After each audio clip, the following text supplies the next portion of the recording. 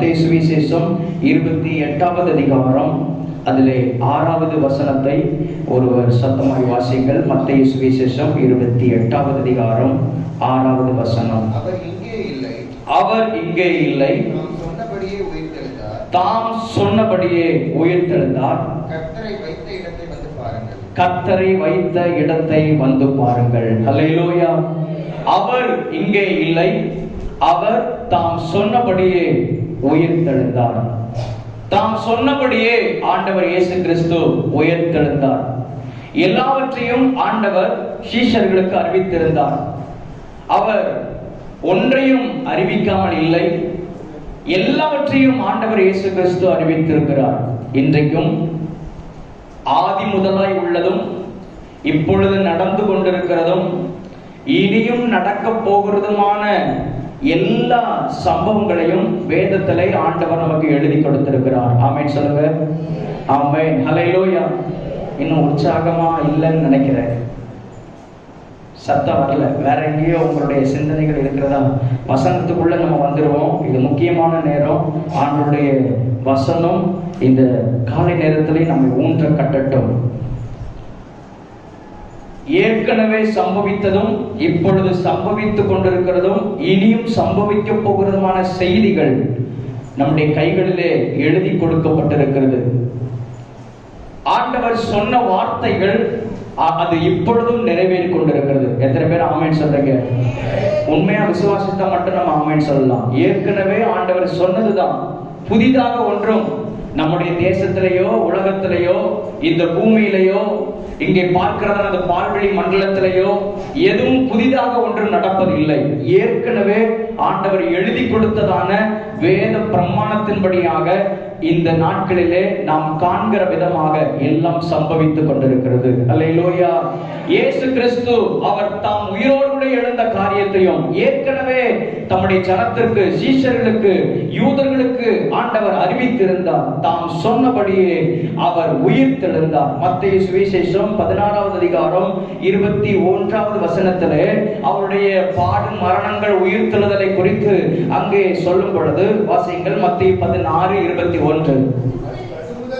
அது முதல் இயேசு தாம் எருசலேமுக்கு போய் மூப்பராலும் பிரதான ஆசாரியராலும் வேத பாரகராலும் பல பாடுகள் பட்டு கொலையுண்டு 3ஆம் நாளில் எழுந்திருக்க வேண்டும் என்று என்பதை தம்முடைய சீஷர்களுக்கு சொல்ல தொடங்கினார். ஹல்லேலூயா. ஹல்லேலூயா. ஆமென். அவர் பல பாடுகள் பட்டு கொலையுண்டு 3ஆம் நாளிலே தாம் உயிரோடு கூட எழுந்திருப்பேன் என்கிற அந்த செய்தியை ஏற்கனவே ஆண்டவர் சீஷர்களுக்கு அறிவித்திருந்தார். அப்பொழுது அறிவிக்கிற பொழுது அங்கே இருந்ததான பேதுரு, இது உமக்கு நேரிடக்கூடாது, இது உமக்கு சம்பவிக்க கூடாது, இனி ஒருபோதும் உமக்கு சம்பவிப்பது இல்லை என்று சொல்லி அங்கே பேதுரு ஆண்டவர் இயேசுவிடத்திலே கேட்க தொடங்கினார். அதற்கு ஆண்டவர் இயேசு கிறிஸ்து சொன்ன வார்த்தை, அந்த வார்த்தையை வாசிங்க. அவரோ திரும்பி பேதுருவை பார்த்து, எனக்கு பின்னாக போ சாத்தானே, நீ எனக்கு இடரலா இருக்கிறாய். தேவனுக்கு ஏற்றவைகளை சிந்தியாமல் மனுஷருக்கு ஏற்றவைகளை சிந்திக்கிறாயே என்று பேதுருவை கடிந்து கொள்ள தொடங்கினார். ஆண்டவர் இயேசு கிறிஸ்து அவர் இந்த உலகத்திற்கு வந்ததான நோக்கத்தையும், எதற்காக நான் இந்த பூமிக்கு வந்திருக்கிறேன், நான் என்ன செய்ய போகிறேன், நான் பல பாடுகள் பட்டு அடக்கம் பண்ணப்பட்டு 3ஆவது நாளிலே நான் உயிரோடு கூட எழுப்பப்படுவேன் என்கிறதான செய்தியை சொன்ன காரியத்தை பேதுரு, இது உமக்கு நேரிடக்கூடாதே என்று இயேசுவை கடிந்து கொள்ள தொடங்கினான். அவருக்கே புத்தி சொன்னான் என்று நாம் பார்க்கிறோம். ஹல்லேலூயா. இதிலிருந்து ஒரு காரியத்தை நாம் கற்றுக்கொள்ள வேண்டும். தேவ சித்தத்துக்கு விரோதமாக யாராவது ஒருவர் உங்களிடத்திலே வந்து சில காரியங்களை தேவ சித்தத்துக்கு மாறுதலான காரியத்தை சொன்னால் தைரியமா சொல்லிடணும். என்ன சொல்லிடணும்? செய்திக்குள்ள வரலையா? கவனிக்கலையா? மறுபடியும் சொல்றேன். ஏன்னா உங்க வாயிலிருந்து தான் அந்த வார்த்தை வரணும். இயேசு கிறிஸ்து அவர் பல பாடுகள் பட்டு மரித்து அடக்கம் பண்ணப்பட்டு 3ஆவது நாளிலே உயிரோடு கூட எழுப்பப்பட வேண்டும் என்பது பிதாவினுடைய சித்தம். ஹல்லேலூயா. அதற்காகத்தான் இயேசு கிறிஸ்து தன்னை ஆயத்தம் பண்ணி கொண்டிருக்கிறார். அந்த சிலுவை மரணத்திற்கு நேராகத்தான் தன்னை ஆயத்தம் பண்ணி கொண்டிருக்கிறார். ஆண்டவர் சொன்னார், என்னுடைய ராஜ்யம் இவ்வுலகத்திற்குரியது அல்ல என்று சொன்னார். அதற்காகத்தான் தன்னை ஆயத்தப்படுத்தி கொண்டிருக்கிறார். அதற்காகத்தான் இந்த பூமிக்கே ஆண்டவர் இயேசு கிறிஸ்து அனுப்பப்பட்டார். ஆனால் பேதுரு பிதாவுடைய சித்தத்துக்கு விரோதமாக இது உமக்கு நேரிடக்கூடாது, இது உமக்கு சம்பவிக்க கூடாது என்று சொன்னார். அதை ஆண்டவர் கேட்டு பேதுருவை பார்த்து, பின்னாக போ சாத்தானே என்று பேதுருவை கடிந்து கொண்டார். அல்லேலூயா. இப்ப மறுபடியும் உங்களிடத்துல சொல்லுகிறேன், உங்களுக்கு விரோதமாய் உங்களை குறித்ததான தேவனுடைய திட்டம் ஒன்று உண்டு. ஆமென் சொல்லுங்க. ஆமென். அல்லேலூயா. உங்க குடும்பத்தை குறித்ததான ஒரு தேவனுடைய திட்டம் உண்டு. உங்க பிள்ளைகளை குறித்ததான தேவனுடைய திட்டம் ஒன்று உண்டு. அந்த திட்டம் நிறைவேறக்கூடாதபடிக்கு, அந்த பரலோக திட்டம் நிறைவேறக்கூடாதபடிக்கு யாராவது அதற்கு விரோதமாய் உங்களுக்கு எதிராக வந்தால் நீங்கள் பார்த்து சொல்ல வேண்டிய முதல் வார்த்தை என்ன வார்த்தை? இன்னும் சத்தமா வரலையே, சொல்றதுக்கு பயமா இருக்குதோ? இன்னும் சத்தமா சொல்லுங்க. அப்பாலே போ சாத்தானே. ஹல்லேலூயா. இதை சொல்றதுக்குன்னா நம்ம பயப்படக்கூடாது. காரணம், பரலோக திட்டம் என்னுடைய வாழ்க்கையில நிறைவேற வேண்டும். ஹல்லேலூயா. நான் யாருக்காகவும் இந்த உலகத்துல இருக்கல, நான் யாருக்காகவும் இந்த உலகத்துல வாழல. அப்படி எத்தனை பேர் சொல்றீங்க? நான் சொல்றேன், தைரியமா சொல்றேன், நான் யாருக்காகவும் இந்த உலகத்துல வாழல, யாருக்காகவும் இந்த உலகத்துல இருக்கல. என் ஆண்டவருக்காக, என் கர்த்தருக்காக, என் மீட்பருக்காக. ஹல்லேலூயா. அவர் என்னை ரட்சிக்கும்படியாக இந்த பூமியில வந்து அவர் எனக்காக மரித்து ரத்தம் சிந்தி அவர் மரித்தார், அவர் உயிர் தெழுந்தார். திரும்பவும் என்னையும் அவரோடு கூட சேர்த்து கொள்ளும்படியாக அவர் வரப்போகிறார். ஹல்லேலூயா. எத்தனை பேர் விசுவாசிக்கிறீங்க? விசுவாசிக்கிறவங்க கரங்களை தட்டி ஹல்லேலூயா. ஆமென். ஸ்தோத்திரம். என்னுடைய ஜீவன் அவருடைய பார்வையிலே அற்பமாய் இருக்கிறது. ஆமென். ஹல்லேலூயா. ஒருவேளை நீங்கள் குடும்பத்தோடு கூட பின்னி பிணைந்து இருக்கலாம், ஒருவேளை குடும்பத்தோடு கூட நீங்கள் விடுவிக்கப்பட முடியாமல் இருக்கலாம். ஆனால் இப்போ சொல்றேன், ஒன்று சொல்லுகிறேன், உங்க மேல, உங்களுடைய குடும்பத்தின் மேல தேவனுடைய திட்டம் ஒன்று உண்டு. அந்த சித்தம் நிறைவேறுவதற்கு இன்றைக்கு இந்த நாளிலே ஒப்பு கொடுப்பீர்கள். ஆனால் நிச்சயமாக பரலோகம் உங்களை பார்த்து சந்தோஷப்படும். ஆமென். ஹல்லேலூயா. ஆமென். ஸ்தோத்திரம். தேவனுடைய திட்டத்திற்கு விரோதமாக செயல்படுகிற எந்த காரியத்திற்கும் நீங்கள் எதிர்த்து நிற்க வேண்டும். ஒன்னொன்னா அப்படி கிளம்பி போறாங்களே,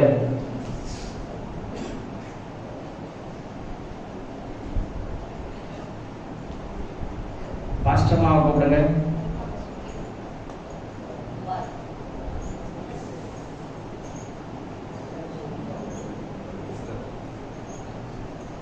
அந்த பின்னாடி போனவங்களுக்கு வர சொல்லுங்க. இல்ல, இங்க 2 பேர் போயிருக்கிறாங்க நினைக்கிறேன். உங்களுக்கு இந்த கேசரி ரெடி பண்றதுக்கு போயிருக்காங்க நினைக்கிறேன். அப்படி ஒரு கேசரியே வேண்டாம், அங்க ஸ்கிட் நடக்கும்போது அவங்க போய் பண்ணிக்கலாம். அந்த கேசரியை காட்டி இது முக்கியம். என்னை குறித்து தவறுதலாக நினைத்தாலும் பரவாயில்ல, பாஸ்டர் முன்னாடி வந்து இப்படி எல்லாத்தையும் சொல்லிடுறாங்களே அப்படின்னு. அதனாலதான் சில நேரத்துல இந்த சமையல் பண்ற கதையே இங்க விட்டாச்சு. இந்த சமையல் பண்ற கதையில அங்க போய் நின்று எடுத்து அதுல ஒரு நேரத்தை போக்கி கடைசியில வசனமும் கிடைக்காம, ஆராதிக்கவும் முடியாம, சிந்தனை முழுவதும் என்ன பண்ணிடணும், என்ன செஞ்சிடணும். அந்த ஐயா வரல, இந்த சமையல் பண்ற ஐயா. அதனாலதான் பொறுப்பை எல்லாம் அங்க அந்த பக்கம் ஒவ்வொரு வருஷமும் கொடுத்த காரணமே இருக்கான். சரி, ஆண்டவர் இயேசு கிறிஸ்து தாம் சொன்னபடியே அவர் உயிர் தெழுந்தார். மார்க்கு சுவிசேஷம் 14வது அதிகாரம் 57வது வசனத்தை வாசியுங்கள். மார்க்கு 14வது அதிகாரம் 57வது வசனம். கைவேலையாகிய இந்த தேவாலயத்தை நான் இடித்து போட்டு கைவேலை அல்லாத வேறொன்றை 3 நாளைக்குள்ளே கட்டுவேன் என்று. ஆமென். ஹல்லேலூயா. அங்கே பாருங்க, கைவேலையாகிய இந்த தேவாலயத்தை நான் இடித்து போட்டு, இந்த தேவாலயம் கைவேலை உள்ளதான இந்த தேவாலயம், நம்ம இருக்கிறோமே இந்த கட்டடம், அன்றைக்கு சாலமோன் கட்டினதான தேவனுடைய ஆலயம், கைவேலையாகிய இந்த தேவாலயத்தை நான் இடித்து போட்டு கைவேலை அல்லாத வேறொன்றை நான் 3 நாளைக்குள்ளே கட்டுவேன். கைவேலை அல்லாத வேறொன்றை நான் எதை குறித்து ஆண்டவர் சொல்கிறாரு? அவர் தன்னை குறித்து சொல்லுகிறார், தன்னுடைய சரீரத்தை குறித்து சொல்லுகிறார். இந்த சரீரத்தை நான் இடித்து போட்டு இதை நான் 3 நாளைக்குள்ளே மறுபடியும் நான் கட்டுவேன் என்று ஆண்டவர் வாக்கு பண்ணி இருக்கிறார். அல்லேலூயா. ஆமென். மத்தேயு சுவிசேஷம் 12வது அதிகாரம் 40வது வசனத்தை வாசிங்கள். வேகமா நான் சொல்லும் பொழுது கொஞ்சம் வேகமா வாசிங்க. மத்தேயு 12வது அதிகாரம் 40வது வசனம்.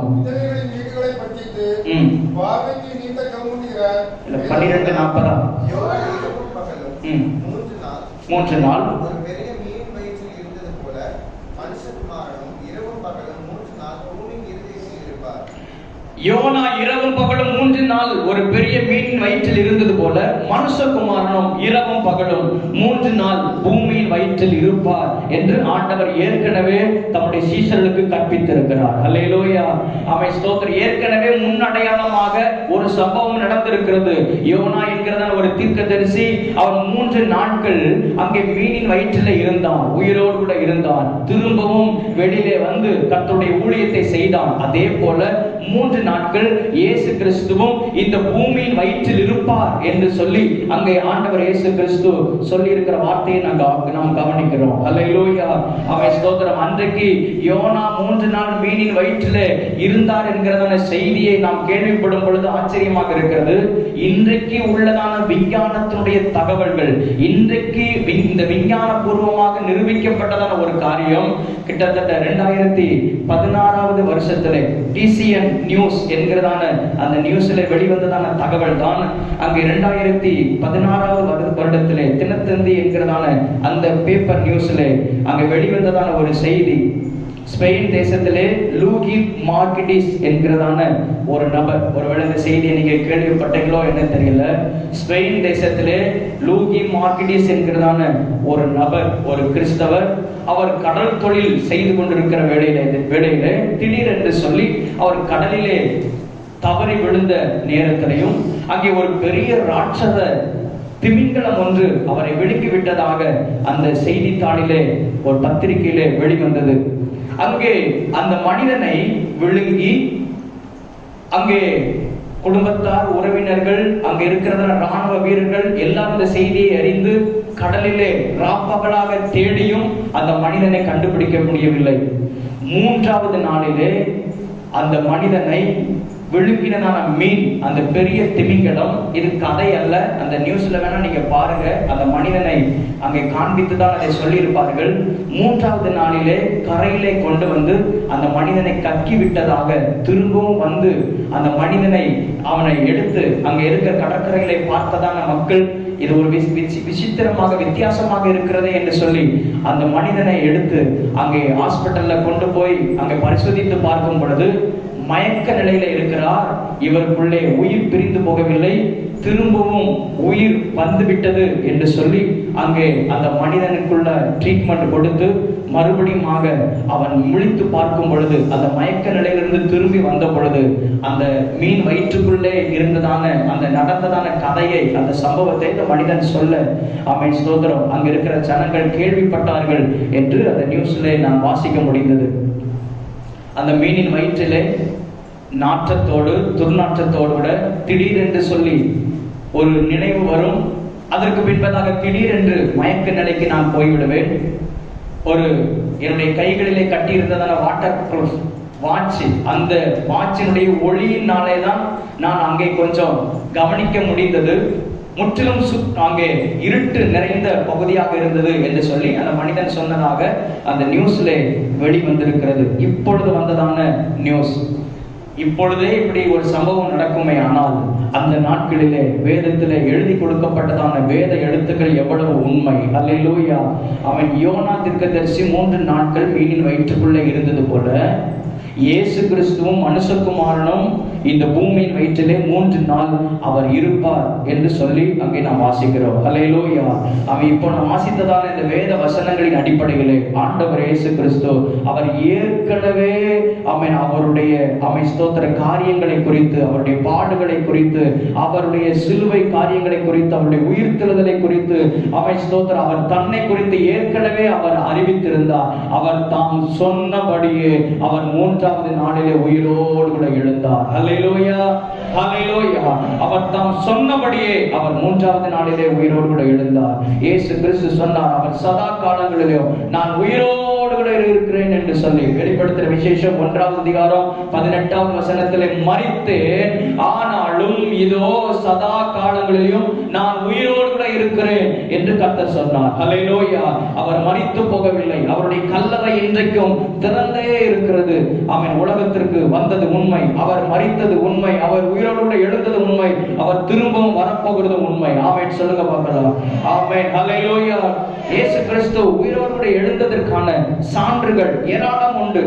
அவருடைய சரீரத்தை வைத்ததான கல்லறை ஒரு சான்று. அவர் உயிரோடு கூட தான் எழுந்தார் என்பதற்கு எந்த ஒரு ஸ்தோத்திர விஞ்ஞானமும் மறுக்க முடியாது, எந்த ஒரு விஞ்ஞானமும் அதை மாற்ற முடியாது.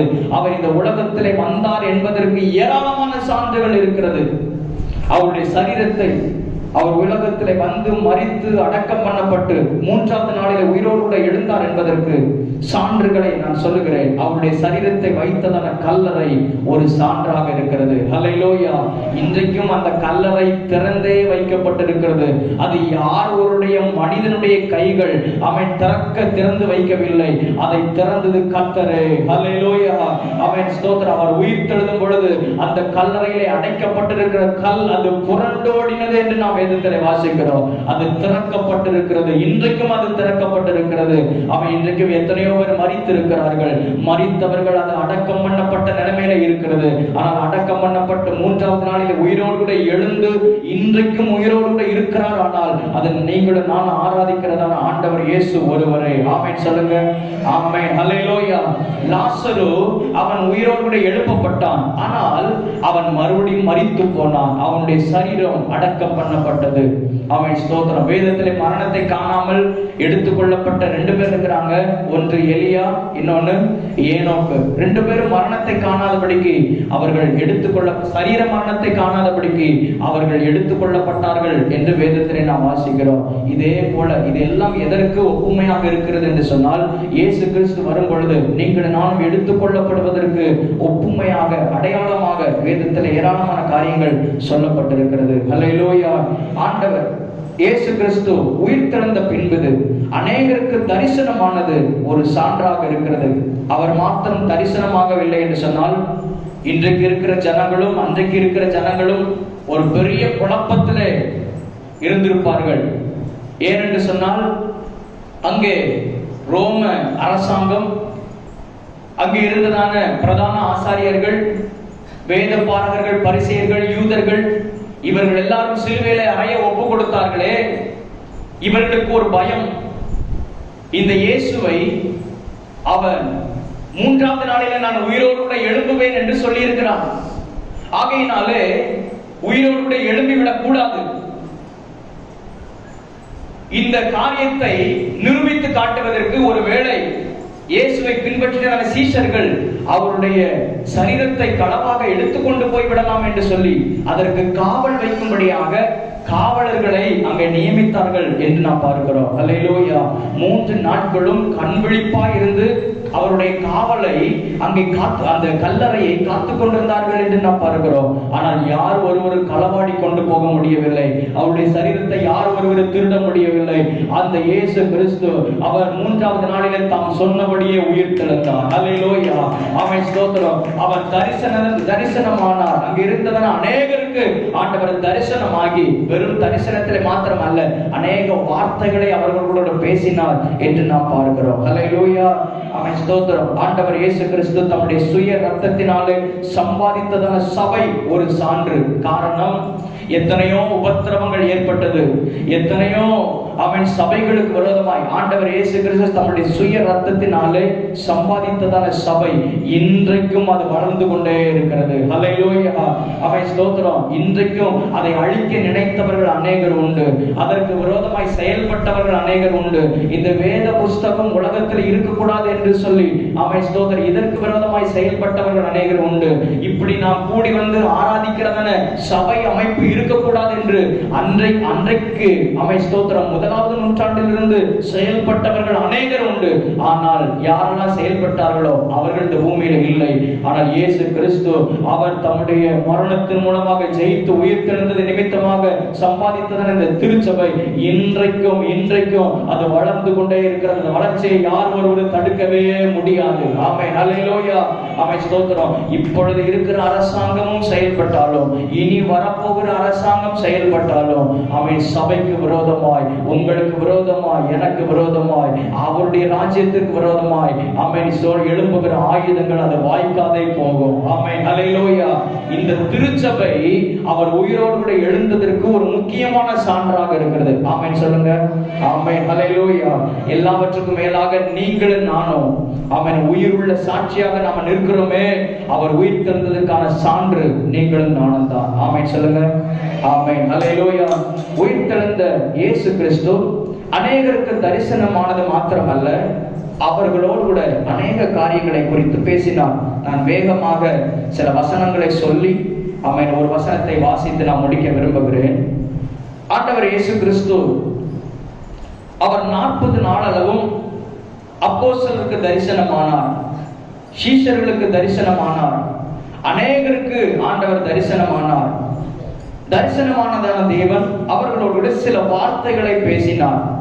என்னென்ன வார்த்தைகள் ஏராளமாய் சொல்லப்பட்டிருக்கிறது. அதில் குறிப்பாக சில வசனங்களை நான் வாசிக்க விரும்புகிறேன். மத்தேயு 28வது அதிகாரம் 9வது வசனத்திலே ஜனங்களை பார்த்து வாழ்க என்று சொல்லுகிறார். மத்தேயு 28 குறிப்பு எழுதுகிறவர்கள் குறிப்பு எடுத்துக் கொள்ளுங்கள். மத்தேயு 28வது அதிகாரம் 10வது வசனத்திலே சீஷர்களை பார்த்து பயப்படாதிருங்கள் என்று ஆண்டவர் சொல்லுகிறார். மத்தேயு 28:19 நீங்கள் சீஷராக்குங்கள்,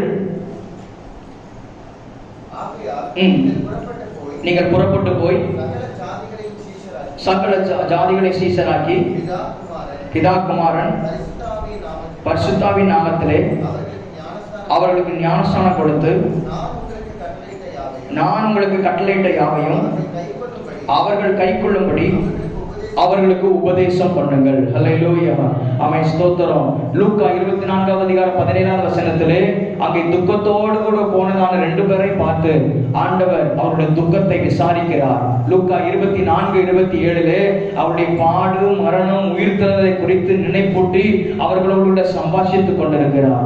லூக்கா 24:36வது வசனத்திலே அங்கே சீஷர்கள் நடுவிலே வெளிப்பட்டு உங்களுக்கு சமாதானம் என்று சொல்லுகிறார். லூக்கா 24:41 நான் பசியா இருக்கிறேன், எனக்கு புசிக்கிறதற்கு ஏதாகிலும் உண்டா என்று கேட்கிறார். லூக்கா சுவிசேஷம் 20வது அதிகாரம் 15வது வசனத்திலே அங்கே அழுது கொண்டிருந்ததான ஸ்திரியை பார்த்து சொல்கிறார், ஏன் அழுகிறாய் என்று சொன்னார். லூக்கா 21:18வது வசனத்திலே பேதுருவை பார்த்து ஆண்டவர் கேட்கிறார், என் ஆட்டுக்குட்டிகளை மேய்ப்பாயாக. லூக்கா 21:19-20 அங்கே மறுபடி கேட்கிறார், என்னிடத்தில் அன்பாய் இருக்கிறாயா, இவர்களிலும் என்னிடத்தில் அன்பாய் இருக்கிறாயா என்று பேதுருவை பார்த்து ஆண்டவர் கேட்கிறார். ஹல்லேலூயா. ஆமென். அங்கே தரிசனமான தேவன் அங்க இருக்கிறவன சீஷர்களுக்கு அநேக வார்த்தைகளை வெளிப்படுத்துகிறார், அநேக காரியங்களை அறிவிக்கிறார். நீங்க பயப்படாதீங்க, நீங்க சமாதானமா இருங்க, நீங்க கலங்காதீங்க, நீங்க ஏன் துக்கமாக இருக்கணும், நீங்க ஏன் அழணும், நீங்க அழாதீங்க, நான் உங்களோடு தான் இருக்கிறேன், நான் இந்த உலகத்தை ஜெயித்து நான் உங்களோட கூட இருக்கிறேன், கடைசி வரையிலும் நான் உங்க கூட தான் இருப்பேன், நீங்க எதற்காக நீங்க கலங்கணும்னு சொல்லி அநேக வார்த்தைகளினாலே ஜனங்களை ஆண்டவர் தேற்றுகிறார். ஹல்லேலூயா. அநேக வார்த்தைகளினாலே ஜனங்களை உற்சாகப்படுத்துகிறார், ஜனங்களுடைய துக்கங்களை கர்த்தர் மாற்றுகிறார், கண்ணீரை மாற்றுகிறார், கவலைகளை மாற்றுகிறார். இதெல்லாம் ஆண்டவர் இயேசு கிறிஸ்து தம்முடைய சீஷர்களோடு கூட சம்பாஷித்துக் கொண்டிருந்ததான காரியங்கள். ஹல்லேலூயா. இது எல்லாவற்றை காட்டிலும் இவைகள் எல்லாவற்றுக்கும் மேலாக ஒரு காரியத்தை மாத்திரம் இப்பொழுது நாம் தியானித்து நாம் முடிக்க போகிறோம். இந்த வார்த்தைகள் எல்லாவற்றுக்கும் மேலாக ஆண்டவர் கடைசியாக ஒரு வார்த்தையை சொல்லுகிறார். அவர் பரமேறி செல்வதற்கு முன்பதாக மரித்த இயேசு கிறிஸ்து 40 நாளளவும் அப்போஸ்தலருக்கு தரிசனமானார். 40 நாட்கள் முடிந்த பின்பதாக இயேசு கிறிஸ்து சீஷர்கள் கண் பார்க்க இயேசு கிறிஸ்து அவர் பரலோகத்திற்கு அவர் எடுத்துக் கொள்ளப்பட்டார் என்று வேதம் சொல்லுகிறது. ஆமென், ஹல்லேலூயா. அவன் பார்த்து கொண்டிருக்கும் பொழுதே அவர் வானத்துக்கு எழுந்தருளி போனார் என்று சொல்லப்பட்டிருக்கிறது. அந்த வசனத்தை வாசிப்போமே. அப்போஸ்தலர் நடவடிக்கைகள் புஸ்தகம் 1வது அதிகாரம்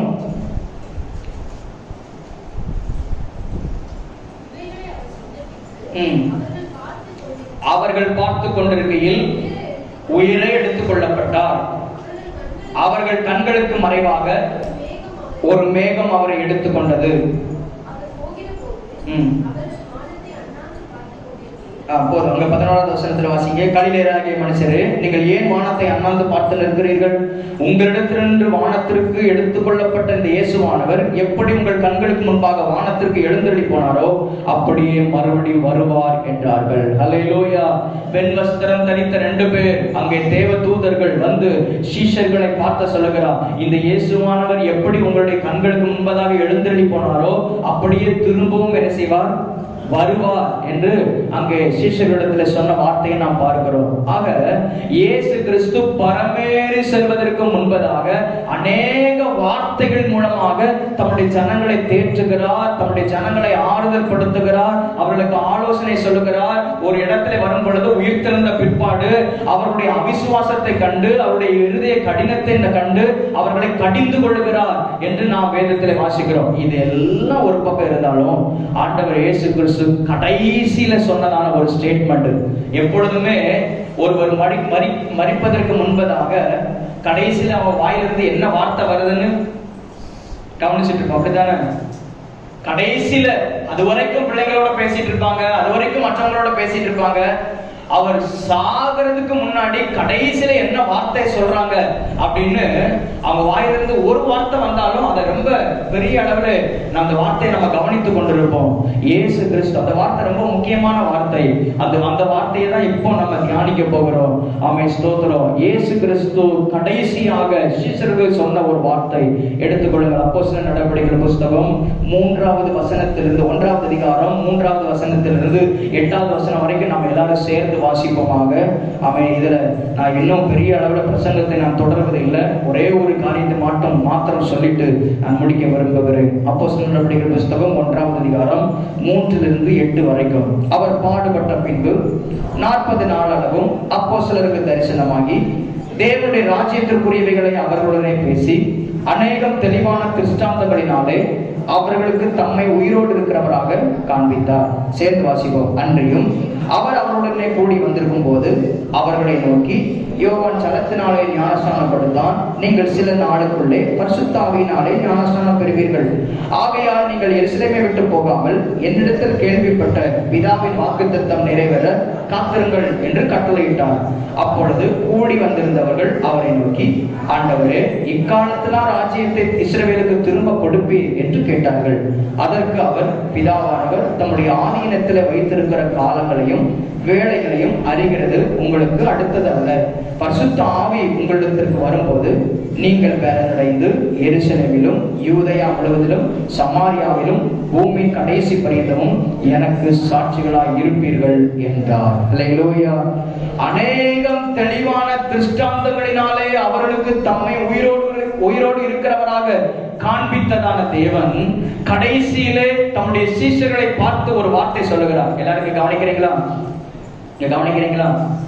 பொதுவா நம்ம கன்னியாகுமரி மாவட்டத்துல கிறிஸ்தவர்கள் அதிகமா இருக்கிறதான மாவட்டம். அப்படித்தானே? இந்தியாவிலே தமிழ்நாட்டிலே முக்கியமா கன்னியாகுமரி நிறைய வசனத்தை கேட்டு சந்ததியாய் பரம்பரையாய் வந்து நான் கிறிஸ்தவன் சொல்லி நாம கடைபிடிக்க வேண்டியதான சத்தியத்தை மறந்தாச்சு. நாம செய்ய வேண்டிய காரியத்தை என்ன செஞ்சாச்சு? மறந்தாச்சு. இந்த நாட்கள்ல நாம் கவனித்து செய்ய வேண்டிய ஒன்றே ஒன்று, கர்த்தருடைய வசனத்துக்கு, கர்த்தருடைய வார்த்தைக்கு நாம் செவி கொடுக்க வேண்டும். அல்லேலூயா. ஆமென், ஸ்தோத்திரம். உங்களுக்கு சொல்றதுதான் எனக்கும். ஆமென், ஸ்தோத்திரம். வசனம் இருபுறமும் கருப்புள்ள பட்டயம். இந்த வசனத்துக்கு நாம் கீழ்ப்படிந்து வசனத்துக்கு நாம் செவி கொடுப்போமே ஆனால் இந்த இடத்துல எத்தனை பேர் வாஞ்சியோடு கூட நம்ம இருக்கிறோம். அவன் வசனத்துக்கு உண்மையிலேயே வாஞ்சியா இருந்தாங்கன்னா எல்லாருமே ஓடி என்ன செஞ்சிருப்பாங்க, வந்திருப்பாங்க. காரணம் என்ன? என்ன போல கிறிஸ்தவன் யார் உண்டு, என்ன போல கிறிஸ்தவன் யார் உண்டு, நாங்கெல்லாம் யார் தெரியுமா அப்படின்னு மாறுதட்டிட்டு இருக்கிறது தான்.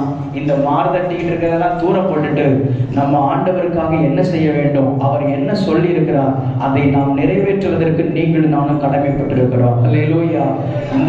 இந்த வார்த்தைகளையும் உங்களிடத்துல தாழ்மையாகத்தான் நான் வைக்கிறேன். இந்த வசனத்துக்கு, இந்த வார்த்தைக்கு நாம் செவி கொடுப்போமே ஆனால் நிச்சயமாக இந்த காலகட்டத்திலேயே உங்களையும் என்னையும் ஆண்டவர் பயன்படுத்துவது நிச்சயம். அல்லேலூயா, அல்லேலூயா.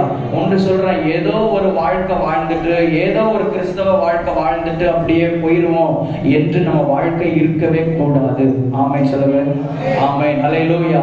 ஆமென், ஸ்தோத்திரம். என்னால தேவனுடைய ராஜ்யத்திற்கு என்ன பிரயோஜனம் உண்டு, என்னாலே அவருக்கு என்ன லாபம் உண்டு. அவன் அதனாலதான் அப்போஸ்தலனாகிய பவுல் சொல்லுகிறார், அவரை அறிகிற அறிவின் மேன்மைக்காக நான் எல்லாவற்றையும் நஷ்டம் என்றும் குப்பையுமாக நான் எண்ணுகிறேன். அல்லேலூயா. ஆமென், ஸ்தோத்திரம். நாம் இந்த நாட்களில் கர்த்தருக்காக நாம் எழுப்பி செயல்பட இங்க இருக்கிற ஒவ்வொருவரையும் நான் தாழ்மையோடு கூட கேட்டுக்கொள்கிறேன். நாம் எல்லாரும் சேர்ந்து இணைந்து கர்த்தருக்காக எழுப்பி செயல்படுவோம். ஆண்டவர் நம்மை ஆசீர்வதிப்பாராக. அல்லேலூயா. ஆண்டவர் சொன்னதான கடைசி ஸ்டேட்மெண்ட் பாருங்க, அப்போஸ்தலர் 1வது அதிகாரம் 8வது வசனம். இது ரொம்ப முக்கியமான வசனம். இதுதான் ஆண்டவர் இயேசு கிறிஸ்து அவர் கடைசியாக சொன்ன வார்த்தை. பரிசுத்த ஆவி உங்களிடத்திற்கு வரும் பொழுது நீங்கள் பலனடைந்து நீங்கள் எருசலேமிலும் யூதேயாவிலும் பூமியின் சமாரியாவிலும் பூமியின் கடைசி பரியந்தமும் எனக்கு சாட்சிகளாக இருப்பீர்கள். பிதாவுடைய வாக்குத்தத்தம் நிறைவேறுவதற்காக நீங்கள் காத்திருங்கள். ஆமென், ஸ்தோத்திரம். நீங்கள் காத்திருக்கும் பொழுது பரிசுத்த ஆவியானவர் உங்கள் மேல் வருவார். அப்பொழுது உங்களை அவர் நிரப்புவார். நீங்கள் எனக்கு சாட்சிகளாக இருப்பீர்கள். அல்லேலூயா, அல்லேலூயா. ஆமென், ஸ்தோத்திரம். ஆண்டவர் இயேசு கிறிஸ்து சொன்ன அநேக வார்த்தைகள் ஒன்று. 3 வருடங்கள் கூட இருந்ததான சீஷர்கள். இப்ப பாயிண்ட்டுக்கு வாங்க, கவனிங்க, நல்ல கவனிங்க. 3 வருஷமும் இயேசு கிறிஸ்துவோடு கூட இருந்ததான சீஷர்கள் இயேசு கிறிஸ்து செய்ததான அற்புதத்தை என்ன செய்தார்கள்? பார்த்தார்கள். பார்த்தாங்களா இல்லையா? பார்த்தார்கள். அவர் செய்ததான அற்புதத்தை தாங்களும் என்ன செய்தார்கள்? செய்தார்கள். செய்தார்களா இல்லையா? செஞ்சாங்க. என்ன முழு அதிகாரத்தையும் ஆண்டவர்களுக்கு கொடுத்திருக்கிறார். பிசாசுகளை துரத்துகிற அதிகாரம், வியாதியஸ்தர்களை சுகமாக்குகிற அதிகாரம், எல்லாவற்றையும் ஆண்டவர் சீஷர்களுக்கு கொடுத்திருக்கிறார். ஆமை, சீஷர்கள் அந்த அற்புதத்தை செய்யவும் செய்திருக்கிறார்கள். அவர் கூட இருந்து அவருடைய சத்தியத்தை, அவருடைய உபதேசத்தை பக்கத்தில் இருந்து அவர்கள் சீஷர்கள் கேட்டவர்கள். பக்கத்திலேயே இருந்து ஆண்டவர் இயேசு கிறிஸ்து என்னென்னலாம் சொல்றாரு, எல்லா செய்திகளையும், எல்லா காரியத்தையும் செஞ்சிருக்கிறாங்க, கேட்டு இருக்கிறாங்க. நீங்களும் நானும் ரட்சிக்கப்பட்ட காலத்திலிருந்து வசனத்தை செஞ்சுட்டு இருக்கிறோம், கேட்டுட்டு இருக்கிறோமா இல்லையா? நம்ம ஆண்டவர் செஞ்ச அற்புதத்தை நம்ம பார்த்திருக்கிறோமா இல்லையா? பார்த்திருக்கிறோம். அல்லேலூயா. ஒருவேளை நம்ம ஏதாவது ஒரு இடத்துல போய் ஜெபித்து அந்த இடத்துல அற்புதம் நடந்திருக்கிறா இல்லையா? நடக்கவே இல்லையா? நடந்திருக்குன்னு சொல்றவங்க ஒருத்தர் கையை வைத்துங்க. நான் ஒரு சின்ன சாதாரணமான ஒரு காரியமா இருக்கலாம், ஒரு ஒரு ஒரு சாக்லேட் வட விஷயமா இருக்கலாம். நான் ஜோம் பண்ணி அந்த இடத்துல ஒரு அற்புதம் நடந்திருக்குது, நான் ஜோம் பண்ணி இந்த காரியம் நடந்திருக்குது. ஆமென், ஸ்தோத்திரம். என் வார்த்தையை கர்த்தர் கனம் பண்ணி ஆண்டவர் என்ன செஞ்சிருக்கிறாரு? செய்திருக்கிறார். அல்லேலூயா. சீஷர்களும் அப்படித்தான். இயேசு கிறிஸ்துவோடு கூட இருந்ததான சீஷர்கள் அவருடைய பந்தியிலையும் பங்கு பெற்றிருந்தார்கள். கர்த்தருடைய பந்தியிலையும் அவர்கள் பங்கு பெற்றிருந்தார்கள். எந்த பந்தியில? கூட இருந்து அப்பத்தை பிட்டு திராட்சை ரசத்தை எடுத்து அவர்கள் ஆண்டவர் இயேசு கிறிஸ்து சொல்கிறார், இது என்னுடைய சரீரமா இருக்கிறது, இது என்னுடைய ரத்தமா இருக்கிறது. சீசர்களுக்கு ஒண்ணுமே விளங்கல. இது எப்படி, இது என்ன அவருடைய சரீரம் சொல்றாரு, அவருடைய ரத்தம் சொல்றாரு, ஒண்ணுமே விளங்கல. அப்பதான் ஆண்டவர் சொல்றாரு, நான் பாடுகளை படப்போகிறேன், நான் சிலுவையில அறைய ஒப்பு கொடுக்கப்பட போகிறேன், நான் 3வது நாளிலே, இப்ப நம்ம இதுக்கு முன்பதாக வாசிச்சு பாருங்க, அமை ஸ்தோத்திரம், நான் 3வது நாளிலே உயிரோடு கூட எழுப்பப்படுவேன். இந்த தேவனுடைய ஆலயத்தை நீங்க இடிச்சு போடுவீங்க, ஆனா கைவேலை அல்லாத இந்த சரீரத்தை நான் 3 நாளுக்குள்ள நான் என்ன செய்வேன்? நான் கட்டுவேன் என்றெல்லாம் ஆண்டவர் அநேக காரியங்கள் மூலமாக பேசுகிறார். கர்த்தருடைய பந்தியிலும் என்ன செய்யறாங்க? பங்கு பெற்றவர்கள். நீங்கள் நானும் பங்கு பெற்றிருக்கிறோமா இல்லையா? சத்தமா சொல்லுங்களேன். பெற்றிருக்கிறோம். அல்லேலூயா. கர்த்தருடைய பந்தியில ஒவ்வொரு முறையும் என்ன செய்யறோம்? நம்ம பங்கு பெறுகிறோம். சீஷர்களும் பங்கு பெற்றவர்கள் தான். எங்க போனாலும் இயேசு கிறிஸ்து எங்க போனாலும் கூடயே என்ன செஞ்சாங்க? போனவர்கள் தான். அதுல ஒருத்தர் சொல்றா, நீ எங்க போனாலும் நான் உங்க கூட என்ன செய்வேன்? வருவேன். இன்னொருத்தர் சொல்றாரு, பேதுரு சொல்றாரு, அதாவது காவலிலும் சாவிலும் மரணமே எங்களுக்கு நேரிட்டாலும் உண்மை என்ன செய்ய மாட்டோம், நாங்க விட மாட்டோம். இப்படி எல்லாம் வீர வசனம் பேசினவர்கள் தான். இப்படி எல்லாம் அவர்கள் உற்சாகமாக இருந்தவர்கள் தான். அவர் கூடயே இருந்தவங்க தான். கூடயே இருந்தவங்க தான். அதுக்கு தான் உதாரணமாக இப்ப நான் நிறைய காரியத்தை சொன்னேன். ஆனாலும் இவ்வளவு காரியங்கள் நடந்தாலும் வசனத்தை பக்கத்திலே இருந்து கூடயே இருந்து கேட்டவங்க யார்? யார் பேசி கேட்டாங்க? இயேசு கிறிஸ்து அவருடைய வாயிலிருந்து அப்படியே டைரக்டா வந்த வார்த்தையை கேட்டவங்க, அவர் செய்த அற்புதத்தை பார்த்தவங்க, அவர் செய்த அற்புதத்தை தானும் செய்தவங்க, அந்த கர்த்தருடைய பந்தியில அவங்களும் பங்கு பெற்றவங்க, எங்க போனாலும் கூடயே போனவங்க. இவ்வளவு இருந்தாலும் இந்த சீஷர்களாலே கிறிஸ்துவுக்காக கிறிஸ்துவோடு கடைசி வரைக்கும் நிலை நிற்க முடியவில்லையே. காரணம் என்ன? இங்கதான் கொஞ்சம் நம்ம யோசிச்சு பார்க்கணும். இவ்வளவு காரியங்கள் இருக்குது, இவ்வளவு காரியங்கள் இருந்தும் கிறிஸ்துவுக்காக கிறிஸ்துவோடு கூட கடைசி வரைக்கும் நிலை நிற்க முடியல. இயேசு கிறிஸ்து அவர் சிலுவைக்கு நேராக அவர் அந்த தன்னுடைய ஸ்தோத்திரம் பாடு மரணங்களுக்கு நேராக அவர் எருசலேமுக்கு நேராக கடந்து போகும் பொழுது சீசர்கள் ஒருவருமே இல்லை. எல்லாரும் அவரை விட்டு என்ன செய்தார்கள்? விலைக்கு ஓடி போய்விட்டார்கள். அவரை இயேசு கிறிஸ்துவை எப்பொழுது முத்தத்தினால யூதாஸ் காரியத்தை காட்டி கொடுத்தானோ அப்பம் கொஞ்சம் ஒரு ஒரு ஒரு ஒரு வைராக்கியத்தோடு கூட இயேசுவை எப்படி பிடிக்கலாம் என்று சொல்லி அந்த ரோம போர் சேவர்களோடு கூட போராடுறாங்க, யுத்தம் பண்றாங்க, சண்டை பண்றாங்க. சண்டை பண்றது ஆண்டவருக்கு பிடித்தம் இல்லை. அதுல பேதுரு ஒருத்தனுடைய காதை என்ன செய்யறான்? துண்டித்து போடுறான். அந்த இடத்துலயும் ஆண்டவர் ஒரு அற்புதத்தை செய்யறாரு, நிகழ்த்தி காண்பிக்கிறார். ஒரு வீரத்துல அவங்க என்னுடைய இயேசுவை எப்படி நீங்க பிடிக்க வரலாம்னு சொல்லி ஒரு வீரத்துல சண்டை போடுறாங்க. சண்டையெல்லாம் போட்டவங்க எப்படிங்க அவர் விட்டு வேலைக்கு போக முடியும்? அவருக்காக நான் சாகிறதுக்கும் ஆயத்தமா இருக்கிறவன்னு சொன்னவங்க எப்படி விலைக்கு போக முடியும்? இது அப்படியே நம்ம வாழ்க்கையில ஒப்பிட்டு பார்ப்போம். வசனத்தை நாம தினந்தோறும் நம்ம கேட்டுக்கொண்டிருக்கிறோம். அவருடைய பந்தியில பங்கு பெறுறோம். அவருடைய அற்புதத்தை நம்ம பார்க்கிறோம். அவர் செய்த அற்புதத்தை நம்மளும் என்ன செய்யறோம். நம்ம ஜெபிக்கும் பொழுது அற்புதங்கள் நடக்கிறது. ஆனாலும் கடைசி வரைக்கும் சில நேரத்தில் நம்முடைய வாழ்க்கையில சில தடுமாற்றங்கள் வருவது காரணம் என்ன? சீஷர்கள் ஒருவரும் நிலை நிற்க முடியல. ஒருத்த மறுதலுக்கு போயிட்டான், மற்றவர் எங்க போனாங்கன்னே தெரியல, கடைசி வரைக்கும் காணல. கடைசியில ஒளிஞ்சு பார்த்தது யாரு? அந்த இயேசு கிறிஸ்து அவருடைய தாயாராகிய மரியாளும் அன்பின் சீசன் ஆகிய யோவான் மாத்திரம்தான். யோவான் வயசுலேயே ரொம்ப குறைவான ஒரு நபர். இவங்க 2 பேரும் தான் கடைசி வரைக்கும் ஒளிஞ்சு பாக்குறாங்க. அந்த வெள்ளிக்கிழமை அந்த அந்த பேஷன் ஆஃப் கிரைஸ்ட் நம்ம அந்த மூவி பார்த்தோம். அதுல ரொம்ப அற்புதமா இருந்துச்சு. அதை பார்க்கும் பொழுது அவன் ஸ்தோத்திரம், அது உள்ளமெல்லாம் உடைக்கப்பட்டது. அங்க ஒருவருமே இல்லை. கடைசி வரைக்கும் இவங்களும் பார்க்க தான் முடிஞ்சிச்சு, போய் உதவி செய்ய முடியவில்லை. சிலுவைக்கு முன்பதாக கடைசியில யோவானும் இயேசுவின் தாயாகிய மரியாளும் மட்டும் என்ன செய்யறாங்க? நிக்கிறாங்க. இவர்களாலும் ஒன்றும் செய்ய முடியலை. ஏன்?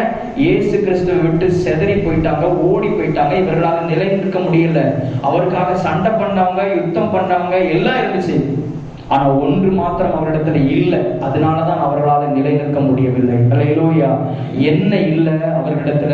பரிசுத்த ஆவியானவர் அவர்களிடத்துல இல்லை. அல்லேலூயா. அதனாலதான் ஆண்டவர் கடைசி நேரத்துல ஒரு வார்த்தை சொன்னார். இதுதான் ரொம்ப முக்கியமான வார்த்தை. அவர் கடைசியில பரமேறி போவதற்கு முன்பதாக சொன்ன ஒரு வார்த்தை, பரிசுத்த ஆவி உங்களிடத்துல வரும் பொழுது நீங்கள் அதற்காக காத்திருக்க வேண்டும். அவன் எத்தனை நாட்கள் காத்திருக்கணும்னு ஆண்டவர் என்ன செய்யல, சொல்லல. பிதாவானவர் வாக்குத்தத்தம் பண்ணி இருக்கிறார். அந்த வாக்குத்தத்தம் நிறைவேறுவதற்காக நீங்க என்ன செய்யணும்? காத்திருக்க வேண்டும். 1 நாள், 2 நாள், 3 நாள், 5 நாள், 10 நாள் அப்படின்னு சொல்லல. நீங்க காத்திருங்க, வெயிட் பண்ணுங்க. எப்போ உங்க இருதயம் எல்லாம் ஒருமனப்பட்டு நீங்கள் ஜெபத்துல தரித்திருக்கிறீங்களோ அப்பொழுது பரிசுத்த ஆவியானவர் உங்க மேல ஊற்றப்படுவார். அல்லேலூயா, ஆமென், ஸ்தோத்திரம். அப்படி பரிசுத்த ஆவியானவர் உங்க மேல வரும் பொழுது நீங்கள் எருசலேமிலும் யூதேயாவிலும் சமாரியாவிலும் பூமியின் கடைசி பரியந்தம் எனக்கு சாட்சிகளாக இருப்பீர்கள். இந்த வார்த்தையை நான் இருதயத்தின் ஆழத்திலிருந்து சொல்றேன். அவன் ஸ்தோத்திர கிறிஸ்தவர்களாக இருக்கிற நீங்களும் நானும் அவன் ஒரு வித்தியாசமான சந்ததிகளாக இருக்க வேண்டுமானால், கிறிஸ்துவுக்காக நிற்க வேண்டுமானால் பரிசுத்த ஆவியானுடைய அபிஷேகம் நமக்கு தேவை. அல்லேலூயா. இல்லைன்னா நம்ம வீரவசனம் பேசலாம், நம்ம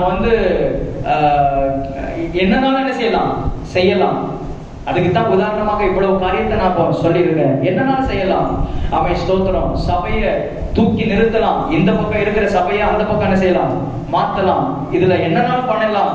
கர்த்தருக்காக நான் அதை செஞ்சிடலாம், இதை செஞ்சிடலாம், என்னன்னாலும் பண்ணிடலாம். அவருக்காக நம்ம யுத்தம் பண்ணலாம், சண்டை பண்ணலாம்.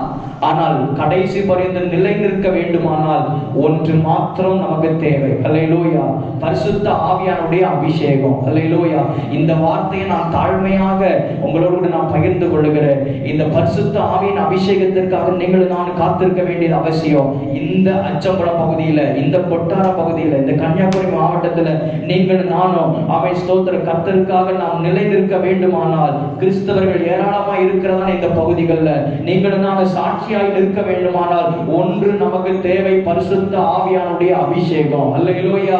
இது இல்லைன்னா நம்மளால நிலை நிற்க முடியாது. இதை நான் உறுதியா சொல்ல முடியும். இந்த இயேசு கிறிஸ்து அவர் கடைசியில சொன்ன ஒரு வார்த்தை, பரிசுத்த ஆவிக்காக நீங்கள் காத்திருங்கள். அல்லேலூயா. அவை ஸ்தோத்திரம். அது என்னங்க பரிசுத்த ஆவி, அது என்னங்க அந்த அனுபவம்? அவை ஸ்தோத்திரம். அது ஒருவேளை இதுவரைக்கும் பெற்றுக்கொள்ளாவிட்டாலும் ஒரு காரியம், ஆண்டவரே நீர் வாக்குத்தத்தம் பண்ணி இருக்கிறீங்க, என்னுடைய சொந்த பலத்தினால என்னால முடியாது, என்னுடைய சொந்த முயற்சியினால நான் உம்மை பின்பற்ற முடியாது. அவை ஸ்தோத்திரம். என்னுடைய சொந்த திறமையினால நான் உம்மை பின்பற்ற முடியாது. அவை ஸ்தோத்திரம். நான் உமக்காக நிலை நிற்பதற்கு எனக்கு தேவையான ஒன்று ஆவியானுடைய அபிஷேகம். அல்லேலூயா. அவை ஸ்தோத்திரம். ஆண்டவர் ஒரு காரியத்தை மாத்திரம் சொன்னார், நீங்கள் காத்திருங்கள், வெயிட் பண்ணுங்கள். அல்லேலூயா. ஆமென் சொல்லுங்க. ஆமென் ஸ்தோத்திரம். மரித்ததான பரிசுத்தவான்களிலே ஆமென் ஒருவர் டிஜிஎஸ் தினகரன் ஐயா அவர்கள் இந்த பரிசுத்தாவின் அபிஷேகத்தை பெற்றுக்கொள்றதுக்கு 7 வருஷம் காத்திருந்தாராம். பரிசுத்த ஆவியினுடைய அபிஷேகத்தை பெற்றுக்கொள்வதற்கு 7 வருடம் காத்திருந்த பொழுது அந்த ஆவியினுடைய அபிஷேகத்தை பெற்றுக்கொண்டு அதற்கு பின்பதாக ஊழியங்கள் வளர்ச்சி அடைந்தது. அவர்களை கொண்டு கர்த்தர் செய்த காரியங்கள் எல்லாம் ஏராளமாக இருந்தது. இந்த ஆவியின் அபிஷேகம் இது யாருக்கோ குறிப்பிட்ட நபருக்கு, இது ஊழியம் செய்வர்களுக்கு மாத்திரம் அல்ல, கடைசி வரைக்கும் கிறிஸ்துவுக்காக நிலை நிற்க வேண்டுமானால் ஆவியானுடைய அபிஷேகம் நமக்கு தேவை. அல்லேலூயா. இல்லைன்னா என்ன நடக்கும் தெரியுமா? அடுத்து ஒரு உபத்திரம் வரப்போகிறது, அடுத்து ஒரு சூழ்நிலை நமக்கு நேரிட போகிறது. ஒருவரும் நிலை நிற்க முடியாது. ஐயோ சாமி என்னை ஆள விட்டுருங்க, நான் கிறிஸ்தவனும் கிடையாது, கிறிஸ்தவனும் கிடையாது, எனக்கும் அதுக்கும் சம்பந்தம் கிடையாது, என்னை உயிரோட விட்டா போதும், என்னை சும்மா விட்டா போதும். ஒரு சாதாரண ஒரு அரசாங்க உதவியை பெற்றுக்கொள்றதுக்கு நம்ம வாய். நேற்றைக்கு சூப்பரா ஒரு நாடகம் நடிச்சு காமிச்சாங்கல்ல, நேற்றைக்கு முந்தா நாள். என்ன, ஒரு ரேஷன் கடையில போய் அல்லது ஒரு அரசாங்கத்திலிருந்து ஒரு உதவியை பெற்றுக்கொள்றதுக்கு நான் ஒரு கிறிஸ்தவன் சொல்றதுக்கு நம்ம வாய் வர மாட்டேங்குது. நம்ம ஆண்டவருக்காக நம்ம என்ன செஞ்சிட போறோம்? நான் கடைசி வரைக்கும் நான் கிறிஸ்துவுக்காக நிற்கிறேன், நான் அவருடைய பிள்ளை அப்படின்னு நம்ம உரிமை பாராட்டுறோம், நல்லது. ஆனால் நாம் அவருக்காக நம்ம என்ன செய்ய போகிறோம்? அல்லேலூயா. நம்ம வெறும் வாய் பேச்சாக மட்டும் நாம் இருக்கக்கூடாது, வெறும் வாய் பேச்சாக மட்டும் இருக்கக்கூடாது. நம்ம வாழ்க்கையில ஆவியானுடைய செயல்பாடுகளை நாம் அனுபவிக்க வேண்டும். அல்லேலூயா. ஆவியானுடைய கிரியைகளை நாம் அனுபவிக்க வேண்டும். ஆமென் ஸ்தோத்திரம். இதை இருதயத்தின் ஆழத்திலிருந்து மிகுந்த பாரத்தோடு கூட உங்களோடு பகிர்ந்து கொள்கிறேன். ஆமென் ஸ்தோத்திரம். இந்த இடத்துல இருக்கிற கொஞ்சம் பேராக இருந்தாலும் இந்த இடத்துல நீங்கள் நானும் அந்த ஆவியின் அபிஷேகத்தை நாம் பெற்றுக்கொண்டு கர்த்தருக்கு சாட்சிகளாக நாம் மாறுவோம். அல்லேலூயா. ஆமென் ஸ்தோத்திரம். ஒரே ஒரு வசனத்தை மட்டும் நினைப்பூட்டி இந்த ஆராதனை முடிவு முடிவு செய்கிறேன். தொடர்ந்து வருகிற நாட்களிலே இந்த வசனத்தை நாம் தியானிப்போம். இந்த மாதத்தினுடைய வாக்குத்தத்த வசனமும் இதுதான், நீங்கள் எனக்கு சாட்சிகளாய் இருப்பீர்கள். ஹல்லேலூயா. அவன் தீமோத்தேயுக்கு எழுதின நிருபத்திலே அப்போஸ்தலனாகிய பவுல் தீமோத்தேயுக்கு சொல்லும் பொழுது, நீங்கள் வார்த்தையிலையும் நடக்கையிலையும், அந்த வசனத்தை வாசிங்க, வாசிச்சு நம்ம ஜெபம் பண்ணி முடிப்போம். 1 தீமோத்தேயு 4வது அதிகாரம் 12வது வசனத்திலே, நீ வார்த்தையிலும் நடக்கையிலும் அன்பிலும் ஆவியிலும் விசுவாசத்திலும் கற்பிலும் விசுவாசிகளுக்கு மாதிரியாயிரு. நான் வருமளவும் வாசிக்கிறதுலையும் புத்தி சொல்லுகிறதுலையும் உபதேசிக்கிறதுலையும் நீ ஜாக்கிரதையாயிரு. உன்னை குறித்தும் உபதேசத்தை குறித்தும் நீ எச்சரிக்கையாயிரு என்றெல்லாம் சொல்லப்பட்டிருக்கிறது. ஹல்லேலூயா. சாதாரணமாய் ஒரு கிறிஸ்தவன் அப்படின்னு சொன்னா, ஒரு கிறிஸ்தவள் அப்படின்னு சொன்னா இதுல நிறைய காரியங்கள் இருக்குது. நம்ம வார்த்தையை வச்சே அவங்க என்ன செய்வாங்க, கண்டுபிடித்து விடுவாங்க. நம்ம வார்த்தை எப்படி பயன்படுத்துறோம், எப்படி அந்த வார்த்தையிலே தெரியும், வார்த்தையிலேயே தெரியும் அந்த வார்த்தையில எவ்வளவு கிருபை இருக்குது, அந்த வார்த்தையில எவ்வளவு அதில் ஞானம் வெளிப்படுகிறது. நீதிமொழிகள் புஸ்தகத்துல பார்க்கிறோம், அவன் ஞானம் விளங்க பேசுகிறாள். ஹல்லேலூயா. வார்த்தை பயன்படுத்துற காரியங்கள்ல அமை ஸ்தோத்திரம், நம்முடைய நடக்கையில, நம்முடைய அன்பில, நம்முடைய ஆவியில அமை ஸ்தோத்திரம், இதில் எல்லாவற்றிலையும் ஒரு மாதிரி உள்ளவர்களா, ஒரு மாதிரி இல்லை, கிறிஸ்துவனுடைய மாதிரியை பின்பற்றுகிறவர்களாக இருக்க ஆண்டவர் நமக்கு கிருபை தருவாராக. ஹல்லேலூயா. அமை ஸ்தோத்திரம், நம்முடைய வாழ்க்கையில் எல்லாவற்றிலையும் கிறிஸ்துவுக்கு சாட்சியாக இருக்கணும். ஒன்று வாழ்ந்தால் அது கிறிஸ்துவுக்காக வாழணும். ஆண்டவர் யூதாஸ் காரியத்தை பார்த்து, யூதாஸ் காரியத்தை குறித்து சொல்றாரு, இப்படி ஒருவன் பிறவாதிருந்தால் அவனுக்கு நலமாக இருக்குமே, ஏன் அவன் இப்படி பிறந்திருக்கணும்? அதான் இதை இப்படியே நம்முடைய வாழ்க்கையில் நான் ஒப்பிட்டு சொல்றேன். ஒன்று வாழ்ந்தால் கிறிஸ்துவுக்காக, இல்லைன்னா நாம் பிறவாதிருந்தால் நமக்கு நலம். எத்தனை பேர் ஆமென் சொல்லுங்க? ஹல்லேலூயா.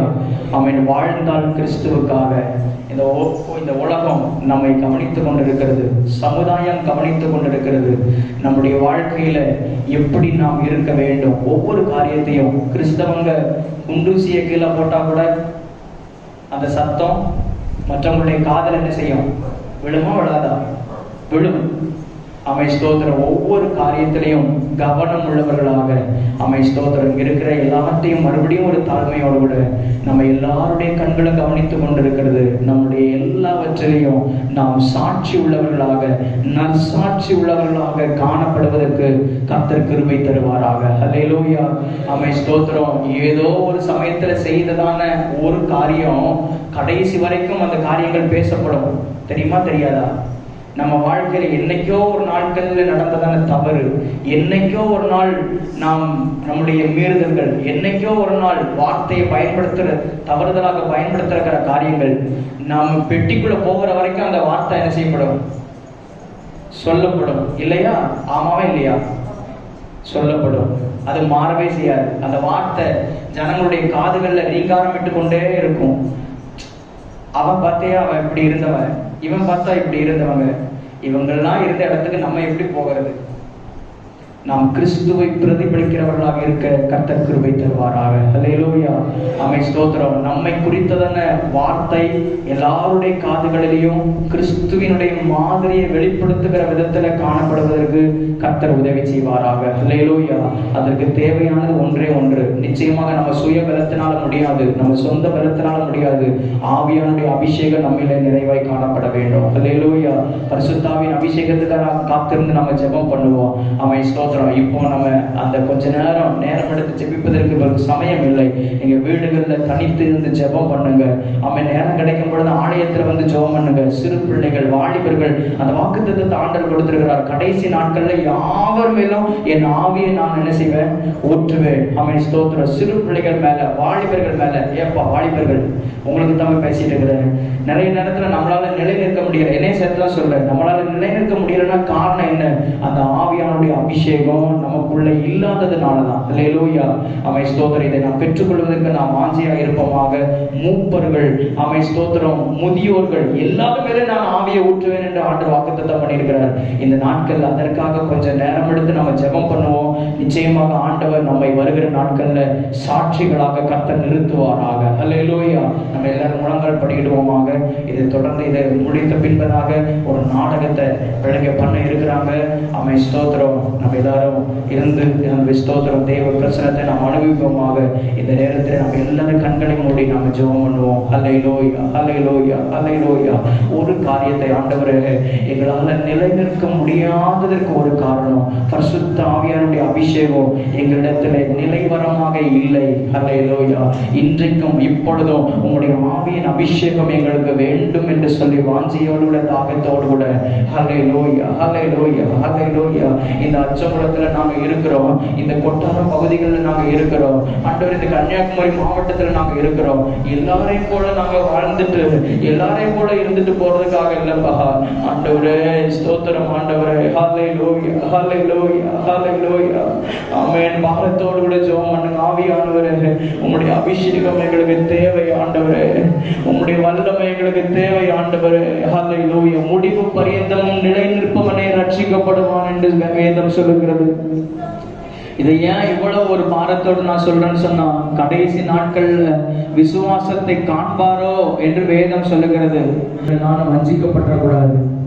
ஹல்லேலூயா. ஒரு சின்ன பிரச்சனை வந்தாலும் நம்மளால ஏன் நிலை நிற்க முடியல? ஆண்டவருக்காக எதையும் இழக்கிறதுக்கு நம்மளால ஏன் முடியல? கிறிஸ்துவுக்காக நான் இதை இழக்க தயாரா இருக்கிறேன். கிறிஸ்துவுக்காக நான் இதை செய்யறதுக்கு நான் ஆயத்தமா இருக்கிறேன். ஆண்டவருக்காக நான் இதை விட்டு விடுறதுக்கு ஆயத்தமா இருக்கிறேன். ஏன் நம்மளால முடியல? ஹல்லேலூயா. பரிதாபமான ஒரு கிறிஸ்தவ வாழ்க்கை நாம் வாழ்ந்து போயிடக்கூடாது. இன்னைக்கு நிறைய பேர் விசுவாச ஓட்டத்தை தொடங்கினவங்க விசுவாசத்துல இல்லை. நீங்கள் நானும் இன்னைக்கு ஆலயத்துக்குள்ள இருக்கிறோம்னா அது நம்ம மேல வச்சதான கிருபைதான். உண்மையா ஒப்பு கொடுத்து ஹல்லேலூயா உள்ள உடைக்கப்பட்டு ஒரு வார்த்தை சொல்லி, ஆண்டவரே, சீசர்களை போல நாங்களும் அப்படி ஓடிடக்கூடாதுப்பா.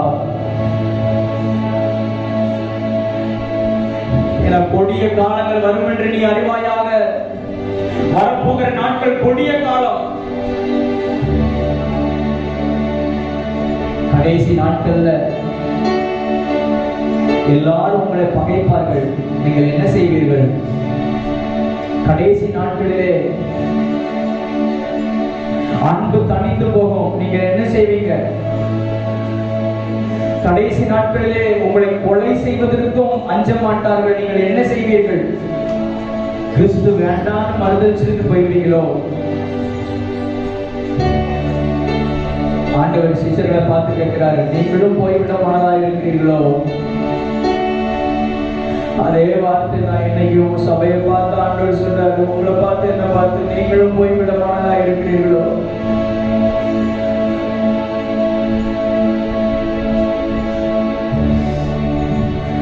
நீங்களும் போய்விட மனதாக இருக்கிறீர்களோ? இன்றைக்கு சபையை பார்த்து ஆண்டவருடைய இருதய துடிப்பாதுதான். இன்னைக்கு எல்லா இடங்களிலும் எல்லா திருச்சபைகளிலும் அநேகருடைய விசுவாசத்தை பார்க்க முடியல. கர்த்தருக்காக வாழ்றேன்னு சொல்லி ஒப்பு கொடுத்தவங்க அதுல நிலைச்சு நிற்க முடியல.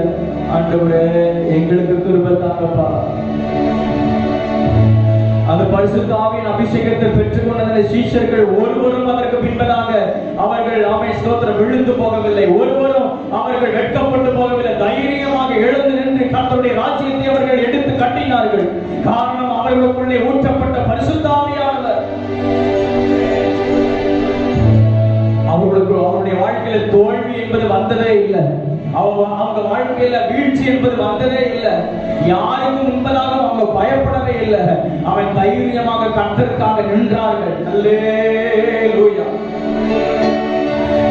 நீங்க எந்த குடும்ப பின்னணியத்தில் இருந்தாலும், நீங்க எந்த பொசிஷன்ல இருந்தாலும், எந்த நிலைமையில இருந்தாலும், ஒரே ஒரு காரியம், ஆண்டவரே, நாங்க வாழ்ந்தா உங்களோடப்பா. ஹல்லேலூயா. கரங்களை உயர்த்தி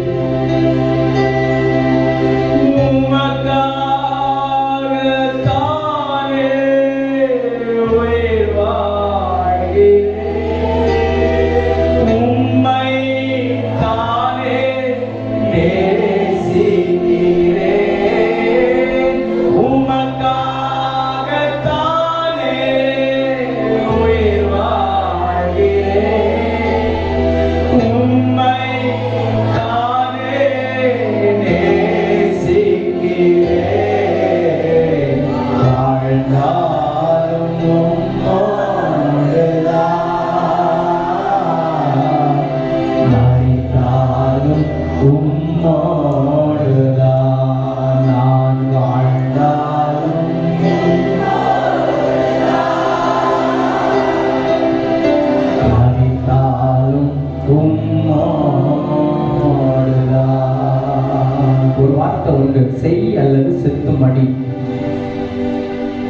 நான் வாழ்ந்தால் ஒரே ஒரு வாழ்க்கை, அது கிறிஸ்துவுக்காக வாழ்ற வாழ்க்கை மட்டும். அல்லேலூயா. அவன் நேரம் எடுத்து ஜெபிப்பதற்கு ஒரு சமயம் இல்லை. ஒப்பு கொடுங்க. ஆண்டவர் உங்க மேல பிரியமா இருப்பாராக.